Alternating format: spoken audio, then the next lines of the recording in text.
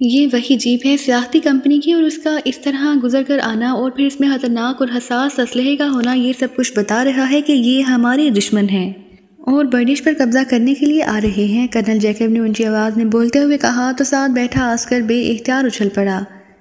ये आप क्या कह रहे हैं बॉस? आस्कर ने हैरत भरे लहजे में कहा। तुम्हें नहीं मालूम आस्कर, ब्लू हाउस लेबॉरेटरी के खिलाफ काम करने के लिए पाकिस्तान सीक्रेट सर्विस यहाँ पहुँच चुकी है। मैंने उन्हें ख़त्म करने के लिए कोसब में प्लानिंग की थी और एक आदमी के जरिए उन्हें चक्कर देकर कोसब पहुंचने के लिए कहा था, लेकिन अब जो सूरत हाल सामने है उससे पता चलता है कि ये लोग वाकई हद दर्जा शातिर हैं। उन्होंने उल्टा हमें चक्कर दे दिया है ताकि हम कोसब जाकर उनका इंतज़ार करते रहें और ये ब्लैक सैंड से बर्डिश में पहुंच जाएं। कर्नल जैकब ने मामलात को अपने हक में मोड़ते हुए बात बना दी। और फिर तो ये लोग इंतहाई खतरनाक है, इनका खात्मा फौरी होना चाहिए, आस्कर ने कदरे खौफजदा होते हुए कहा। हाँ, तुम इन पर मिसाइल सुपर मिसाइल फायर कर दो ताकि जीप समेत उनके परहचे उड़ जाएं, कर्नल जैकब ने कहा। तो आस्कर इस तरह कर्नल जैकब को देखने लगा जैसे कर्नल जैकब ने कोई अहकमाना बात कर दी हो। वो कैसे बॉस, हमारे पास तो ऐसी सेटिंग ही मौजूद नहीं, चूँकि ये तो कभी तस्वुर ही नहीं किया जा सकता था कि ब्लैक सैंड्स एरिया से कोई आदमी जीप वगैरह गुजार कर बर्डिश में दाखिल हो सकता है। इसलिए तमाम तर इंतजामात बर्डिश और कोसब के दरमियान किए गए हैं, आस्कर ने कहा। तो कर्नल जैकब ने बेइख्तियार एक तवील सांस लिया। हाँ, तुम्हारी बात दुरुस्त है। अच्छा, अब तुम अच्छी तरह चेक करके बताओ कि ये जीप इस अंदाज में चलती हुई अगर बर्डिश में दाखिल हो गई तो कहाँ से होगी, कर्नल जैकब ने कहा। तो आस्कर ने हाथ बढ़ाकर मशीन को तेज़ी से ऑपरेट करना शुरू कर दिया। स्क्रीन पर झमाके से होते रहे, फिर स्क्रीन पर यकलहत एक नक्शा सा फैलता चला गया। आस्कर मुसलसल ऑपरेट करता रहा और चंद लम्हों बाद एक सुरह रंग के तीर का निशान नक्शे पर आहिस्ता आहिस्ता हरकत करता दिखाई देने लगा। ये तीर का निशान उस जीप की निशानदही कर रहा है बॉस, आस्कर ने कहा। कैसे? ये सब कैसे हुआ? कर्नल जैकब ने हैरत भरे लहजे में कहा। बॉस, इस जीप में हसास असलहा मौजूद है और उसके लिए मशीन सुरख रंग के क्रास की निशानदही करती है। मैंने उसको सामने रखकर काम किया है, सुरख क्रास की जगह सुरख तीर को दिया है। इसके अलावा इस जीप को इस नक्शे पर लाने की कोई सूरत ना थी, आस्कर ने तफसील बताते हुए कहा। गुड, तुम वाकई अपने काम के माहिर और ज़हीन आदमी हो। तुम्हारी तरक्की के लिए आला हकाम को मैं खसूसी सिफारिश करूँगा, कर्नल जैकब ने बड़े हलूस भरे लहजे में कहा। शुक्रिया बॉस, आस्कर ने मुसरत भरे लहजे में जवाब देते हुए कहा। अच्छा, अब ये बताओ कि ये लोग कहाँ से दाखिल होंगे बर्डिश में, कर्नल जैकब ने कहा। तो आस्कर चंद लम्हे गौर से उस तीर को हरकत करते देखता रहा। फिर वो उठा और उकबी तरफ दीवार की तरफ बढ़ गया। फिर वो नक्शे को करीब से गौर से देखता रहा और फिर इस अंदाज में सर हिलाता हुआ वापस मुड़ा जैसे सब कुछ समझ गया हो। बॉस, ये हतमी तौर पर बर्डिश के शुमाली जंगल में दाखिल होंगे, उसके अलावा और कोई जगह नहीं है, आस्कर ने कहा। शुमाली जंगल? तुम्हारा मतलब है ब्लैक फॉरेस्ट, कर्नल जैकब ने चौंक कर कहा। यस बॉस, चूँकि ये घना जंगल है इसलिए उसे ब्लैक फॉरेस्ट कहते हैं और वैसे भी ये ब्लैक सैंड से सरहद पर है, आस्कर ने कहा। ये जंगल तो बहुत बड़े रकबे पर वाक़या है, कर्नल जैकब ने कहा। यस सर, सिर्फ 15 एकड़ पर वाक़या है, आस्कर ने जवाब दिया। अच्छा, अब बताओ कि उन्हें इस जंगल तक पहुंचने में कितना वक्त लगेगा, कर्नल जैकब ने पूछा। तो आस्कर गौर से स्क्रीन पर मौजूद उस हरकत करते हुए सुरह तीर और नक्शे को देखता रहा। बॉस, ज़्यादा से ज़्यादा 4 घंटे और कम से कम 3 घंटे, आस्कर ने कहा। काफ़ी है। इस दौरान मैं वहाँ हर किस्म के हिफाजती इंतजामात करा लूँगा, मैं उनकी जीप को मिसाइलों से उड़ा दूँगा, कर्नल जैकब ने उठते हुए कहा। बॉस, मैं एक गुजारिश करूँ, आस्कर ने भी कुर्सी से उठते हुए कहा। क्या? कर्नल जैकब ने चौंक कर पूछा। सर, ट्रांसमीटर अपने पास रखें, मैं यहाँ उन्हें मुसलसल चेक करता रहूँगा। हो सकता है कि ये ब्लैक सैंड में ही हलाक हो जाए और ये भी हो सकता है कि ये अपना रुख बदल लें। ऐसी सूरत में आपको फौरी इतला दे दूँगा और आप नई सूरत हाल के मुताबिक काम कर सकेंगे, आस्कर ने कहा। गुड, तुम्हारी तरबियत बेहद शानदार है, तुम अपनी सलाहियतों से मुझे बेहद मुतासिर कर रहे हो। अब तुम्हारी तरक्की मुझ पर लाजिम हो गई है और ऐसा होगा, कर्नल जैकब ने कहा और तेज़ी से दरवाजे की तरफ बढ़ गया। आस्कर के चेहरे पर यकलहत मुसरत का आबशार सा बहने लग गया। इमरान अपने साथियों समेत सियाहती कंपनी की खसूसी जीप में सवार होकर सहरा में आगे बढ़ा चला जा रहा था। ये जीप खसूसी तौर पर रेत पर चलने के लिए बनाई गई थी, इसलिए रेत पर भी वो इस अंदाज में चल रही थी जैसे गाड़ियां पुख्ता सड़क पर चलती हैं। ये और बात है, उसकी रफ्तार सड़क पर चलने वाली गाड़ियों जैसी ना थी, लेकिन उसके बावजूद वो बड़े हमवार अंदाज में आगे बढ़ी चली जा रही थी। ड्राइविंग सीट पर इमरान खुद था, साइड सीट पर जूलिया और सालिया बैठी हुई थी, जबकि अकबी सीटों पर सफदर, कैप्टन शील और तनवीर मौजूद थे। सबसे आहर में जीप की खाली जगह में स्याह रंग के 2 बड़े बड़े थैले मौजूद थे जिनमें हसास असलहा मौजूद था। ये असलहा इमरान ने खसूसी तौर पर लेबॉर्ट्री का गेट खुलवाने और उसे तबाह करने के लिए लिया हासिल किया था। जीप अब तेज़ी से ब्लैक सैंड की तरफ बढ़ी चली जा रही थी।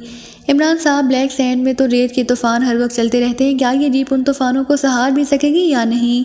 सफदर ने कहा, तूफ़ान मरकज़ी एरिया में रहते हैं, साइडों पर हवा में तेज़ी तो होती है लेकिन उसमें शिद्दत बेहद कम होती है और हमने ब्लैक सैंड की साइड से होकर आगे बढ़ना है। इमरान ने जवाब दिया।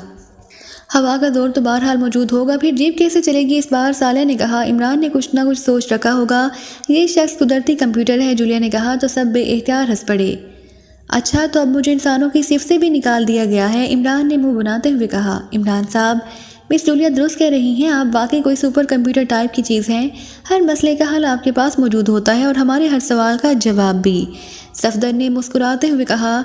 और हर पहलू पहले से सोचकर उसका कोई ना कोई हल भी उसने निकाल रखा होता है, जूलिया ने कहा। सिवाय एक मसला के जो आज तक हल नहीं हो सका, इमरान ने कहा। बस बस खबरदार, अब अगर दोबारा ये भेदवें शुरू की तुमने, जूलिया ने आंखें निकालते हुए कहा।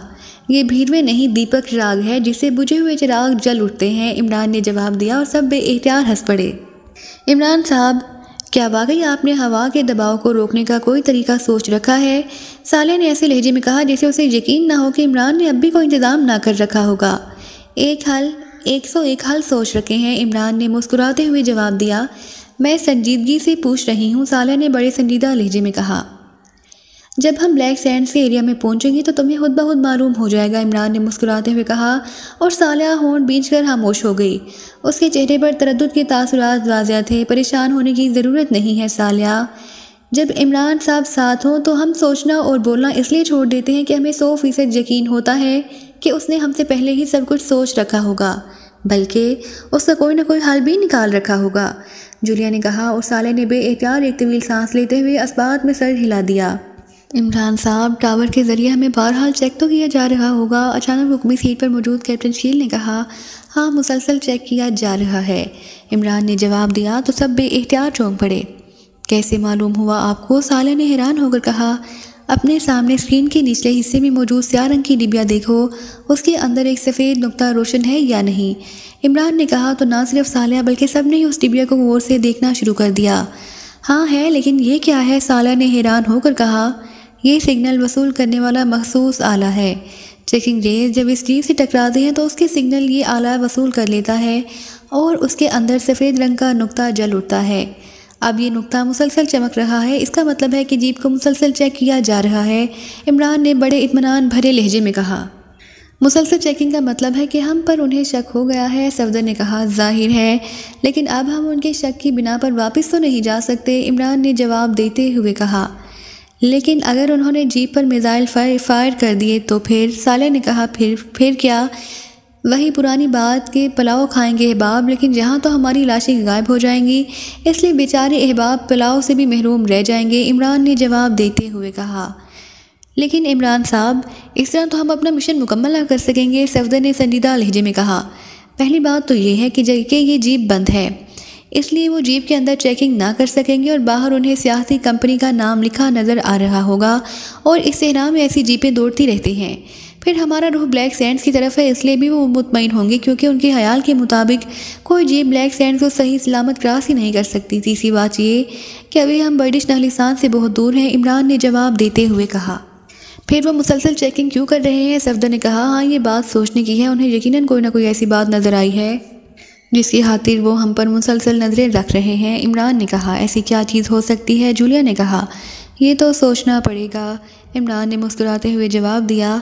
अगर आप इजाज़त दें तो मैं बता दूं, कैप्टन शील ने कहा। तो इमरान समेत सब बेएहतियात चौंक पड़े। तुम्हें मालूम है तो बता दो, जूलिया ने कहा। जीप के उकबी हिस्से में स्याह रंग की जो थैली मौजूद है ये मुसलसल चेकिंग की वजह बन रहे हैं, कैप्टन शील ने बड़े संजीदा लहजे में कहा। कैसे? सफदर ने हैरान होकर कहा।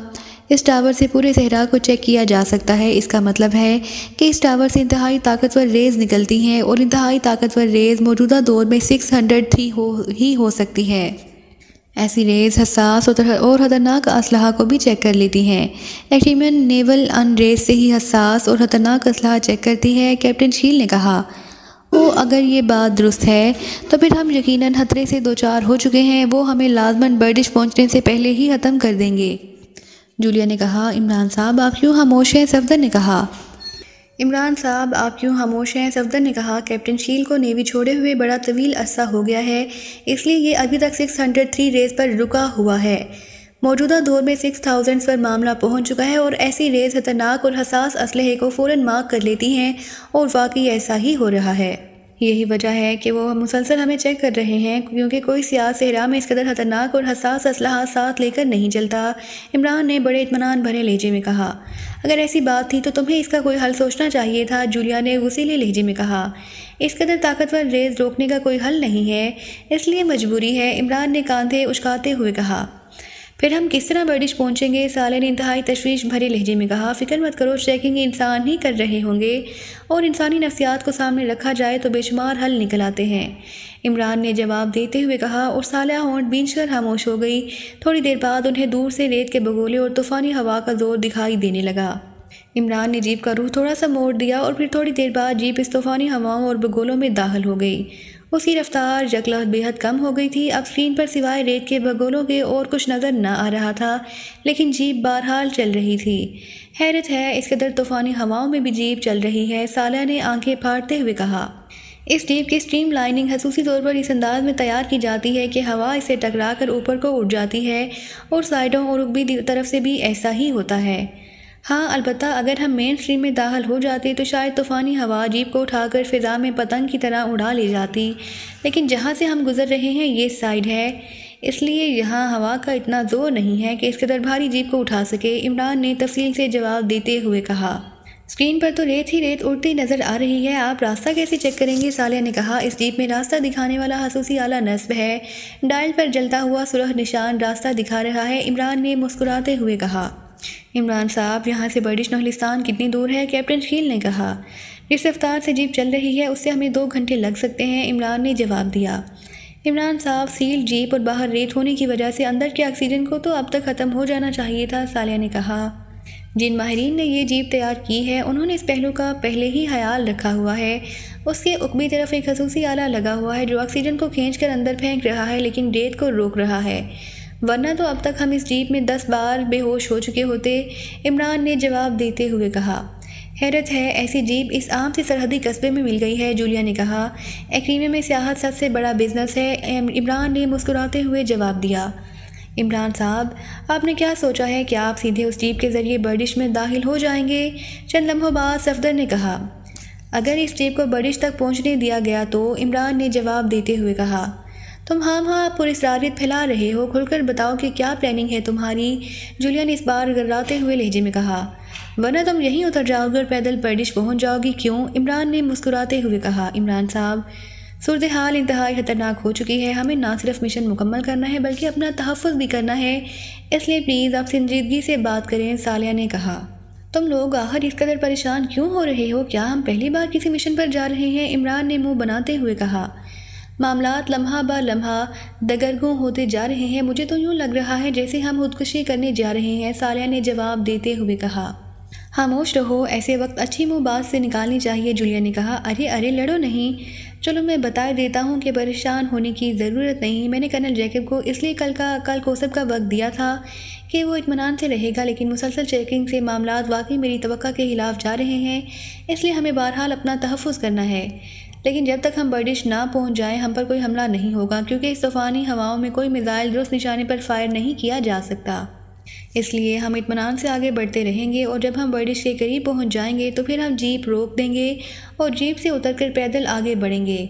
वहाँ सरहद पर एक छोटा सा जंगल है जिसे नक्शे में भी जाहिर किया गया है। वो लोग अगर वहाँ मौजूद होंगे तो वो लाजमन उस जंगल में ही होंगे। हम जीप रोक कर चक्कर काट कर जंगल की ऊपरी तरफ से अंदर दाखिल होंगे और फिर जो होगा सो मंजूर खुदा होगा, इमरान ने तफसील से बात करते हुए कहा।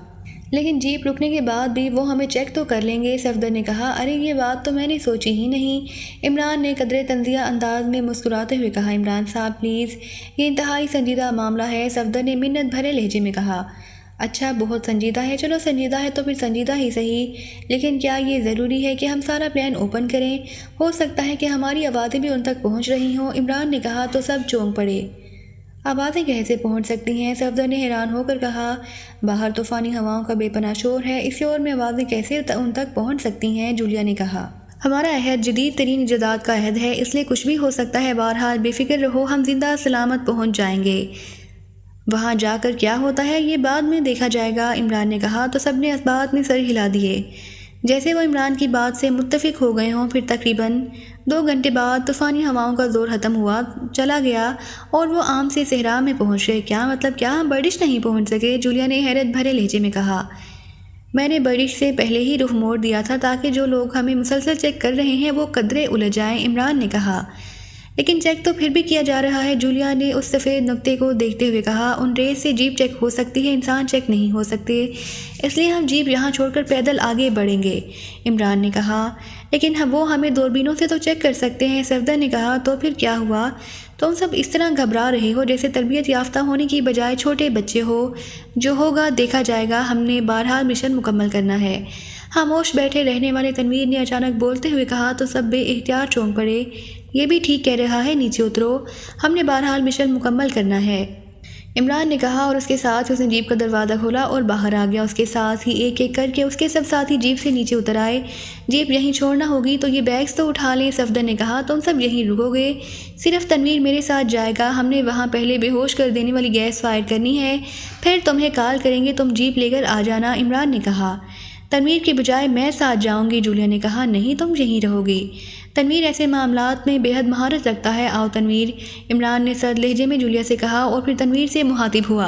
असलहा तो ले लें, तनवीर ने कहा। हाँ, एक मशीन गन ले लो, मेरे पास लॉन्ग रेंज पिस्टल मौजूद है, इमरान ने कहा। तो तनवीर दोबारा जीप की तरफ बढ़ गया।